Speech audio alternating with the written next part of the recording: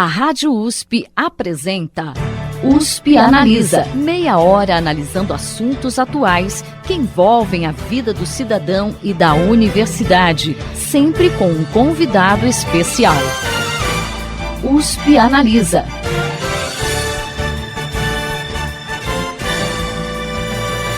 Quase 71 milhões de pessoas em todo o mundo foram obrigadas a deixar suas casas em virtude de conflitos ou algum tipo de situação extrema, tornando-se, portanto, refugiados. Essa condição é vista de forma mais sensível na Síria e também próxima a nós, na Venezuela. Para discutir a situação dessas pessoas e como elas têm sido recebidas no Brasil, o USP Analisa exibe a partir desta semana um especial em 2 programas com a docente da Faculdade de Direito de Ribeirão Preto da USP, Cíntia Soares Carneiro, e a jornalista e especialista em jornalismo internacional pela COGEA e PUC São Paulo, Jéssica Brandino, que também é autora do blog Caminhos do Refúgio. Este programa está sendo gravado em novembro e nossas entrevistadas estão aqui na sede do IEA Ribeirão Preto para um evento sobre esse tema. Sejam bem-vindas ao USP Analisa. Obrigada. Como que a gente define juridicamente o que é ser refugiado? O primeiro conceito jurídico de refugiado veio com a Convenção sobre Refúgio de 1951. E essa convenção, ela delimitava,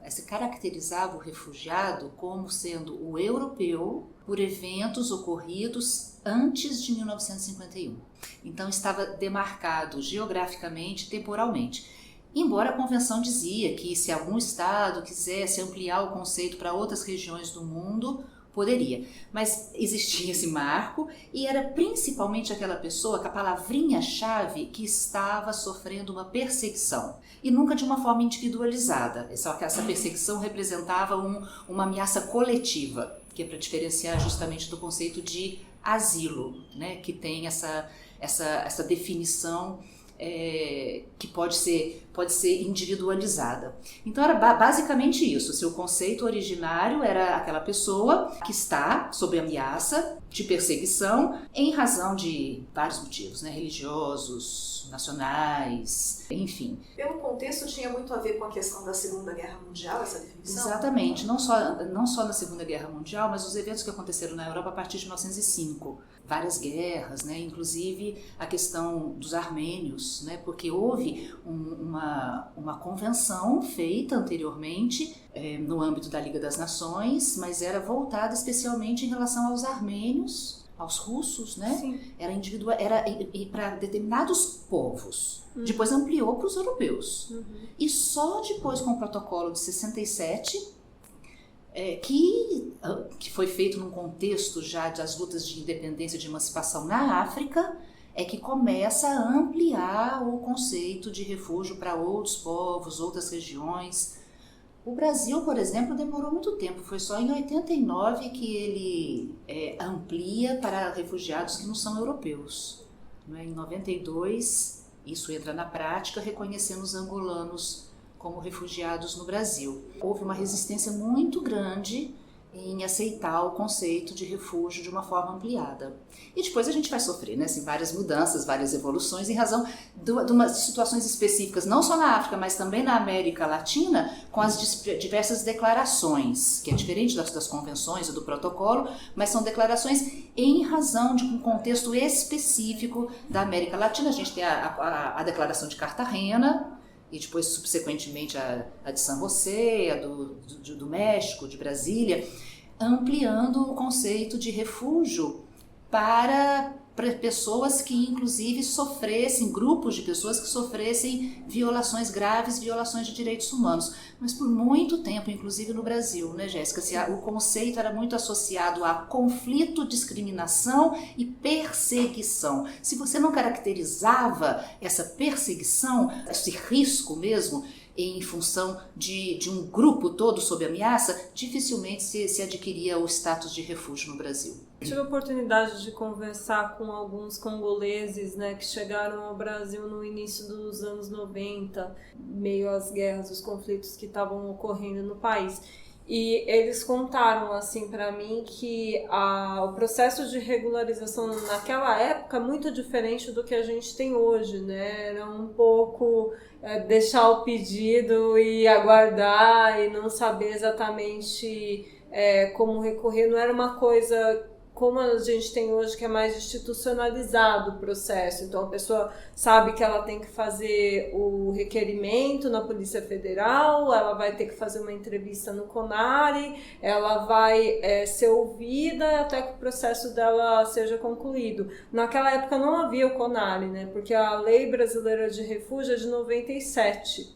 Então, a gente, como a professora colocou, né, demorou um longo processo para a gente ter uma legislação em torno desse tema. E essa legislação ela também vem por uma pressão da sociedade civil. Até o final dos anos 80, né, tinha essa característica de só considerar como refugiado aquele que era o europeu, só que no Brasil a gente já tinha um acolhimento de pessoas que saíam dos seus países por conta das ditaduras, né, na região da América Latina. E vai ser aí, nos anos 70, 80, que começa o trabalho das organizações, principalmente ligadas à Igreja Católica, que começam esse trabalho de acolhimento dessas pessoas, né? Mas essa questão da documentação era uma característica à parte, não era esse processo que a gente tem hoje da pessoa conseguir ter o status dela, da pessoa conseguir acessar direitos. Isso a gente vai ter mais adiante, né? E existem, por exemplo, direitos e deveres do refugiado, aqui no Brasil, no caso, como que funciona isso? Direitos, a partir da lei de 97, nós temos alguns benefícios, não é? Não sei se direitos, porque o refugiado aqui ele estaria na condição de qualquer outro estrangeiro, qualquer outro imigrante. Então, em tese, teria os mesmos direitos dos nacionais. Mas eu sempre defendo, assim, eu tenho alguns artigos escritos sobre isso, que a Lei 6.815, ela estabelecia, na verdade, uma série de deveres, né? E era absolutamente discriminatória em relação aos direitos. Porque o que era direito para um brasileiro poderia ser a um crime se fosse praticado por um imigrante ou por um estrangeiro. Por exemplo, o direito de se sindicalizar. Para o brasileiro era um direito. Se um estrangeiro se sindicalizasse ou tivesse qualquer atuação sindical, ele estava passível de prisão e expulsão. Então era análogo a um crime. A gente sempre pensa que o Estado brasileiro vai ser onerado, né, em relação à presença de refugiados no Brasil. Já me perguntaram se eles recebiam alguma bolsa do Estado brasileiro. Absolutamente não recebem nada.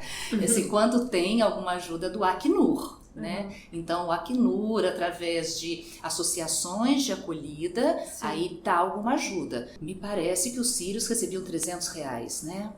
Essa coisa do auxílio financeiro era uma questão que ficava para os próprios refugiados que chegavam aqui, né? Se eles teriam um suporte financeiro para poder se adaptar. Porque é diferente o processo, por exemplo, de um refugiado que chega sozinho ou com a família dele, de um refugiado que chega por meio de um programa que o Acnur tem, que é de reassentamento.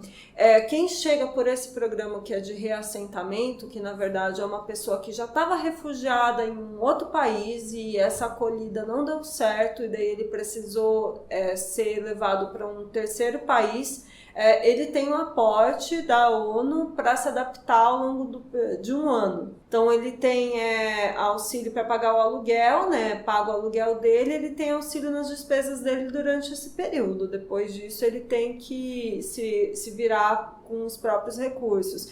Só que a grande maioria das pessoas que chegam assim no cotidiano, elas não recebem esse auxílio financeiro. Era uma pergunta que eu fazia para as organizações, né, quando eu estava fazendo o trabalho de pesquisa, e elas falavam assim, olha, a gente consegue ajudar, por exemplo, com transporte esporadicamente, né? Se a pessoa precisa se deslocar para algum lugar, mas auxílio financeiro mesmo era uma coisa raríssima, assim. Eu mesmo, com as pessoas que eu conversei, eu não tive esse retorno assim, não, eu recebi uma bolsa, auxílio por esse período. Dos sírios que eu tive a oportunidade de conhecer, o que eles tinham era um aporte muito forte assim da comunidade síria que já estava instalada no país. Então era essa própria comunidade que acolhiam esses refugiados que estavam chegando nas mesquitas, que ajudavam eles no processo de adaptação, porque para eles a grande dificuldade era o idioma, né? Eu acho que é a questão que mais pega para todas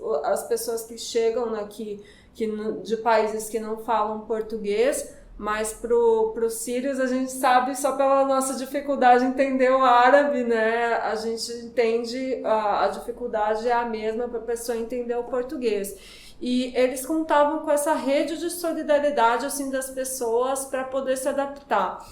Uma coisa assim, acho só um parênteses que eu acho que vale ser feito também, né, que o Brasil tem uma resolução própria, né, que determinou que uma facilitação no processo para reconhecimento dos sírios como refugiados. E isso, assim, quando esse processo foi feito, né, a primeira resolução emitida lá em 2013, eu acho que fica um pouco no ar, parece que o governo foi bondoso e quis acolher os sírios. E, na verdade, assim, foi um processo, assim como foi feito com a lei do refúgio, de luta das pessoas que estavam ali nesse acolhimento com os primeiros sírios que estavam chegando no Brasil. Como a gente já tinha migrantes, né, uma comunidade estabelecida em São Paulo, essas pessoas começaram a se movimentar vendo que a guerra no país estava se agravando. Então, o que eles fizeram? Né? Eles começaram a pressionar em Brasília, né, as embaixadas para que tivesse alguma mudança na documentação e para que essas pessoas tivessem uma facilitação na hora de sair do país. Porque como que as pessoas saíam até então? Elas saíam com visto de turista. E daí, para elas saírem de lá, elas precisavam apresentar uma série de documentos como se a casa delas não tivesse acabado de ser implodida. Como se o lugar onde ela trabalhasse ainda estivesse de pé. Como se ela conseguisse comprovar a renda dela no banco, sabe? Então, assim, eram exigências que barravam. As pessoas não conseguiam sair.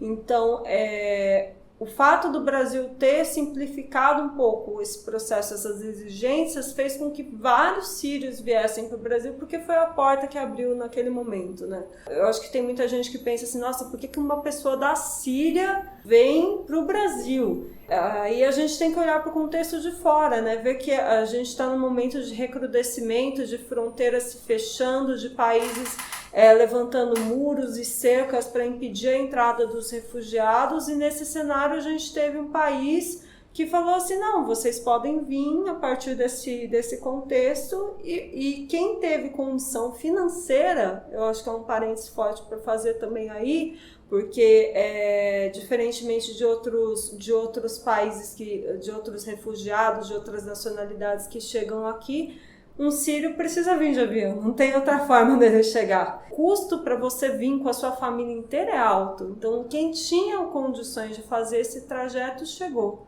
Então é um pouco esse cenário. Eu acho que tem uma mistificação, as pessoas acham, né, que a pessoa chega aqui, ela recebe bolsa, ela recebe uma casa, ela tem um super processo de acolhimento e passa bem longe disso. Que análise vocês fazem da legislação para a recepção dos refugiados atualmente no Brasil e também das próprias condições como eles são acolhidos aqui? Em relação à legislação, a gente tem alguma perspectiva de mudança? Olha, eu acho que a gente tem uma legislação suficiente. A Lei 9474, ela veio para ampliar e, inclusive, ela incorpora critérios que são das declarações, a declaração de Cartagena, ela amplia. Existia uma dificuldade, uma resistência em se reconhecer, por exemplo, essas graves violações de direitos humanos, como a declaração de Cartagena, né, diz que é possível de se reconhecer, foi negada para os haitianos, por exemplo, mas a gente teve uma decisão recente do CONARE que ampliou o conceito para os venezuelanos, porque eles não são refugiados típicos. Então, a solução para os venezuelanos seria o visto humanitário, como foi criado já em 2018, né? Que era o visto humanitário para os sírios, para facilitar a saída, né? Porque não poderiam sair com visto de turista. Então, já a resolução citada pela Jéssica também criou a possibilidade da concessão do visto humanitário para saída, porque tem essa questão da definição do refugiado também. O refugiado, para ser considerado refugiado, ele já tem que ter saído do seu país.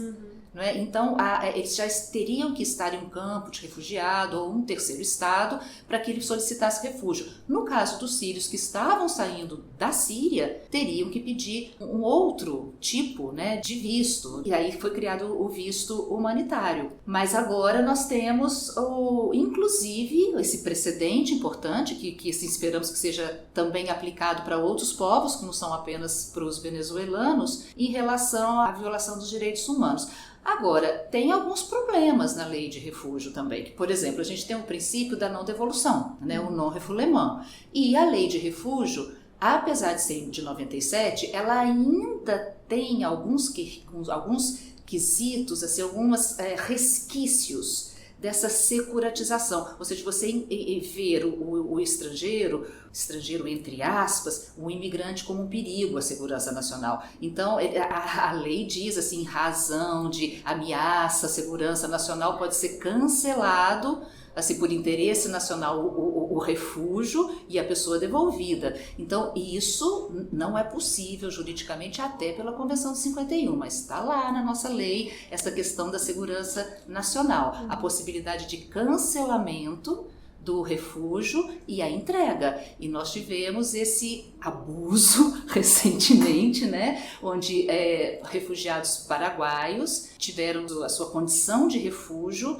cancelada e foram devolvidos para o Paraguai. Nesse aspecto, a nossa legislação tem esse pequeno vício, vamos dizer assim, que é fruto de uma mentalidade no Brasil desde 1920, né, e depois com as leis de Getúlio Vargas, de ver o estrangeiro, mais uma vez entre aspas, o imigrante, o refugiado, como uma ameaça ao Brasil, à segurança das instituições brasileiras, né? Tem toda uma explicação histórica para isso, surgir na América Latina, é uma questão política, é uma questão em relação até à presença de espanhóis, italianos aqui, né, que eram anarquistas. Então, esse ameaça às instituições brasileiras.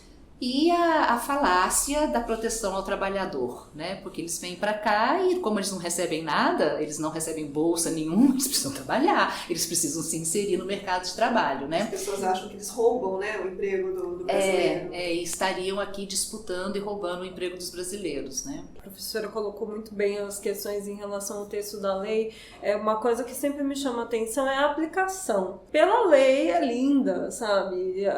O acolhimento é lindo, o acesso é lindo, só que quando você olha na ponta, como que essa lei é implementada de fato? Eu acho que um ponto que é sempre preocupante é a chegada. Né? Como que a pessoa chega no Brasil assim? Ela chega, ela sabe para onde ir. Parece uma jogada de sorte você descobrir onde você tem que bater a porta. Eu conheci, por exemplo, solicitantes de refúgio que chegaram por meio de navio, né, escondidos no porão do navio, no Porto de Santos.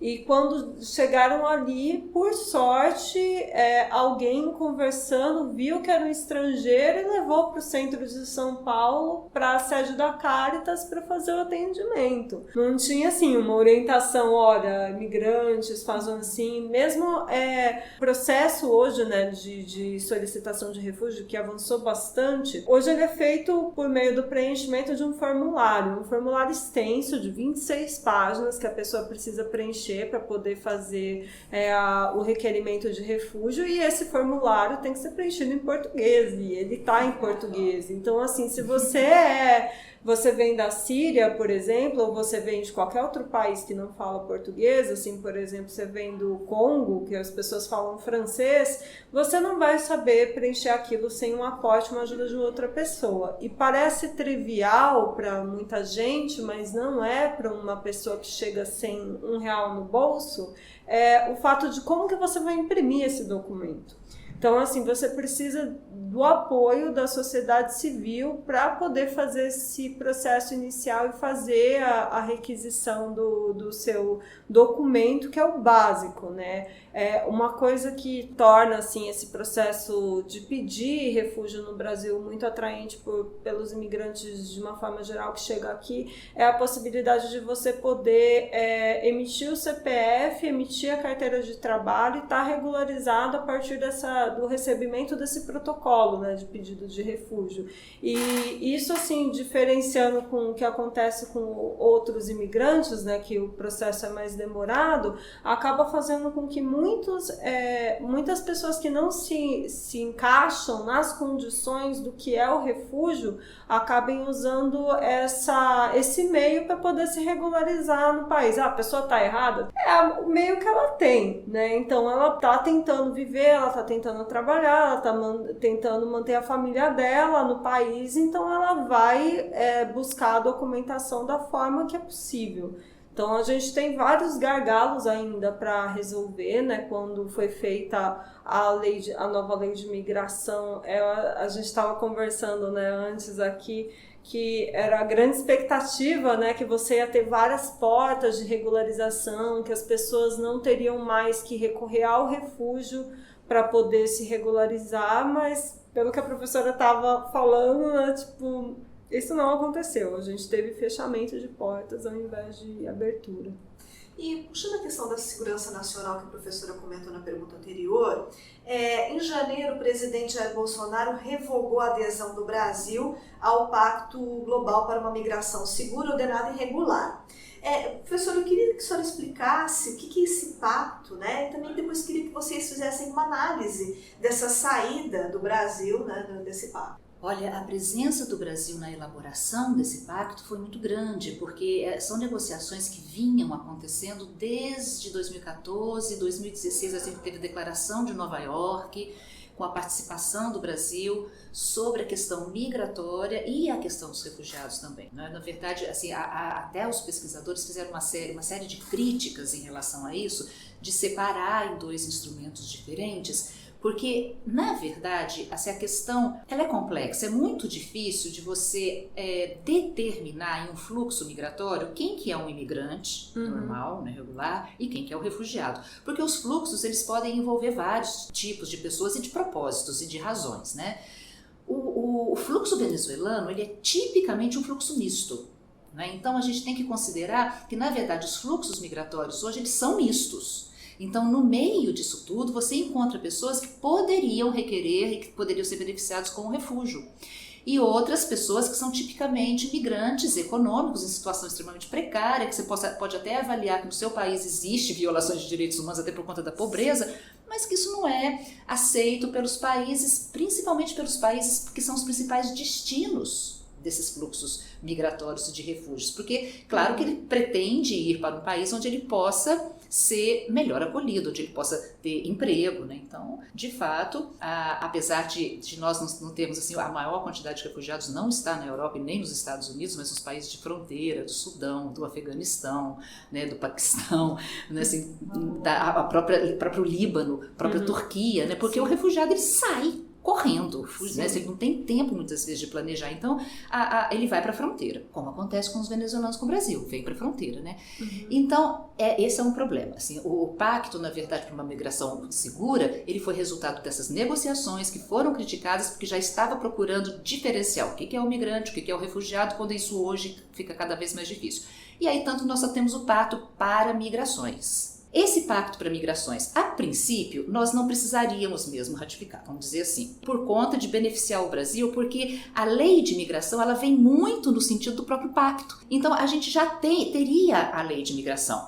E a lei de imigração, por incrível que pareça, também ela é uma consolidação de convenções da OIT. O imigrante é basicamente um migrante econômico, é o trabalhador, né? Então, já tem vários tipos de resoluções e convenções da OIT que foram incorporadas na lei de imigração. O problema que a gente estava conversando com a Jéssica é justamente que isso foi uma loucura no Brasil, jurídica, né? Uma aberração jurídica, é que o regulamento e as resoluções elas são contra a lei. Ao invés de regulamentar, são regulamentações, né? Regulamento no decreto e nas resoluções que são contra a lei. Então, com isso, nós, na verdade, não estamos podendo aplicar a lei como ela deveria. O maior problema do Brasil não ratificar o pacto é a proteção do brasileiro fora do Brasil. E hoje nós temos muito mais brasileiros vivendo fora do Brasil do que imigrantes e refugiados no Brasil. Não é? Então, e o Brasil ainda continua, apesar de estar recebendo muito refugiado, o nosso saldo ainda é negativo, sai muito mais brasileiros. E a gente sabe que lá na Europa e nos Estados Unidos eles não vão encontrar um ambiente juridicamente acessível, não é? Então isso poderia ser uma pressão internacional, um regulamento internacional para um melhor tratamento em relação ao imigrante. Nem estamos falando do refugiado, mas do imigrante econômico, porque o Brasil, a imigração brasileira é basicamente, assim, eu tenho um professor lá da Faculdade de Direito, que é professor também de Direito Internacional e Direito Administrativo, e agora a gente tem que andar com o passaporte do lado, porque a gente provavelmente pode ser um refugiado também, né? Mas basicamente a migração brasileira é uma migração econômica. Então esse pacto, por ser um pacto migratório, beneficiaria os brasileiros fora do Brasil. Então o Brasil ratificando seria um sinal, uma sinalização política nesse sentido, e o Brasil participou efetivamente, né, da elaboração desse pacto. Agora, de fato, se o Brasil tivesse ratificado o pacto, seriam obrigações internacionais. Infelizmente, eu não sei se o governo está muito interessado em respeitar as obrigações internacionais, mas seria uma obrigação internacional que poderia limitar a atuação do governo em editar decretos, resoluções e portarias ministeriais do ministro absolutamente contra a lei, como a gente diz, contra a própria lei. Né, contra a própria Constituição. Então, em razão de um cenário muito específico, de uma conjuntura muito específica do Brasil, seria importante a ratificação desse pacto, mas também justifica por aí a não ratificação, porque eles não querem essa obrigação internacional, querem continuar com uma espécie, como eu chamo, de um estado de exceção jurídica ou de exceção de direitos a imigrantes. Da mesma forma que na lei anterior, se você tem direitos para os brasileiros e uma exceção de direitos para imigrantes. Mas a gente conseguia contrabalançar isso, judicializando a questão, por conta da Constituição. E agora a gente ficou numa situação que eu avalio pior. Né? Eu tenho visto isso na prática, com os pedidos que a gente faz de regularização migratória, que têm sido todos negados, apesar de estarem completamente adequados à lei. Mas aí vem assim uma vírgula de uma resolução e o impedimento de regularização. Por isso que acontece uma coisa que eu avalio que é grave, né, e que foi citado pela Jéssica, que é a pessoa se ver obrigada a recorrer ao refúgio quando ela na verdade é um imigrante e não um refugiado.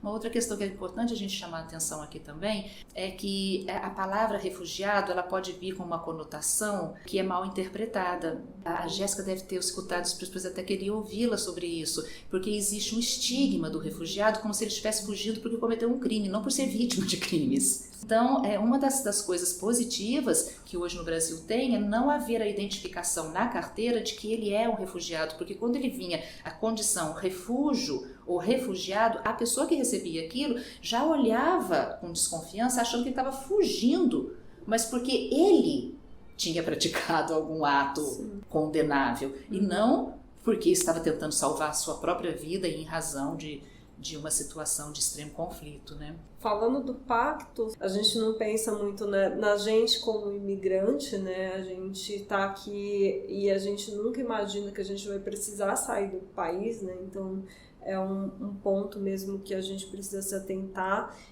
Falando do cenário interno, eu acho muito preocupante a mensagem que isso passa, né? Além do ato em si, o fato de você revogar passa uma imagem negativa, assim, acho que para a população brasileira de uma forma geral. Quando o presidente Jair Bolsonaro decidiu fazer isso, ele decidiu alegando que o pacto feria, agredir a soberania nacional. E esse discurso da soberania nacional, né, como era no antigo Estatuto do Estrangeiro, que tinha essa visão de segurança, né, de ver quem chega de fora como um inimigo, ela é trazida nesse discurso, né? Eu tenho que ter a minha soberania, então eu não posso ouvir nada que venha de fora, porque isso fere o meu nacionalismo. A gente tem uma carga muito forte aí no fato do Brasil negar. É claro assim que os efeitos são diminutos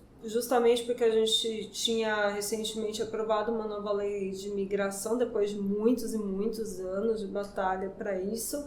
Mas quem está fora também não sabe que a gente tem essa lei, né? Então a mensagem que isso passa internacionalmente também é negativa, né? Parece que o Brasil cada vez mais quer se fechar. E é um tanto paradoxal você ver depois a questão da Venezuela sendo reconhecida, né, nesse cenário. Eu acho que um ponto também que me chama bastante atenção, né, porque quando eu comecei a fazer esse trabalho de pesquisa lá em 2013, o fluxo mais marcante era dos haitianos ainda, né, que estavam chegando ao Brasil, e a gente vê assim que como foi o tratamento dispensado a eles. Tem um componente que a gente não pode esquecer em todo o processo, por mais técnico, ele é construído para ser feito de uma forma técnica, mas ele tem um componente político, né, de quem que você vai reconhecer como refugiado.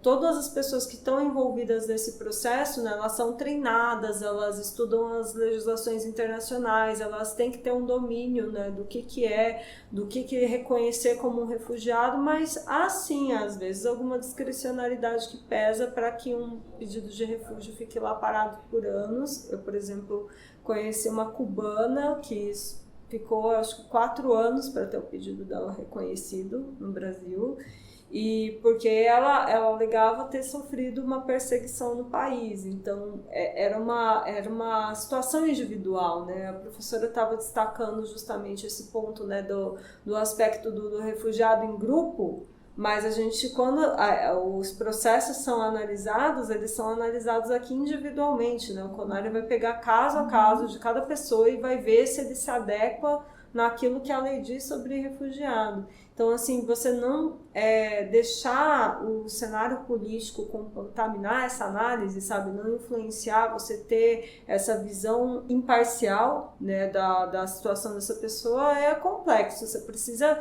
ter muito treino, você precisa realmente ter um comprometimento forte, mas pode acontecer, né? Não está isento nem aqui, nem em qualquer lugar do mundo de você ter essa marcação.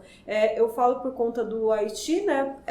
Na época que a gente teve esse fluxo grande de chegada do Haiti, o Brasil coordenava a MINUSTAH, né, a Missão de Paz da ONU no Haiti. Né, o que seria o efeito do Brasil enquanto coordenador daquela missão no Haiti reconhecer que o Haiti estava gerando refugiados? Então, assim, tem um componente aí também de você reconhecer que você falhou naquele processo de acolhimento e você está recebendo pessoas daquele país, né? Pode ser que isso esteja sido levado em conta, pode ser que sim, pode ser que não. A gente tem uma discussão muito grande na academia sobre a questão dos refugiados ambientais, né? Que são pessoas que migram por conta de desastres, inundações. Cada vez mais a gente vai vendo isso acontecer no mundo, né? Em que ponto que isso pode ser considerado como uma grave violação de direitos humanos? Porque a pessoa também perdeu tudo que ela tinha. Então, se a gente for equiparar o que os haitianos vivenciaram com o que os venezuelanos estão vivenciando em relação à fome no país, a gente vai encontrar cenários bem semelhantes, embora o tratamento não tenha sido o mesmo, assim, em relação às duas questões. Bom, infelizmente a edição de hoje do USP Analisa chegou ao final, mas nós voltamos na próxima semana e vamos continuar a discutir esse tema com a professora da Faculdade de Direito de Ribeirão Preto da USP, Cíntia Soares Carneiro, e também com a jornalista especialista em jornalismo internacional pela COGEA e PUC São Paulo, Jéssica Brandino, que também é autora do blog Caminhos do Refúgio. O programa de hoje fica por aqui. Até a próxima semana. Você ouviu USP Analisa, um programa da Rádio USP Ribeirão em parceria com o IEA, Instituto de Estudos Avançados, Polo Ribeirão Preto. Produção do Serviço de Comunicação Social da USP e do IEA. Coordenação, Rosimeire Talamone. Apresentação, Thaís Cardoso.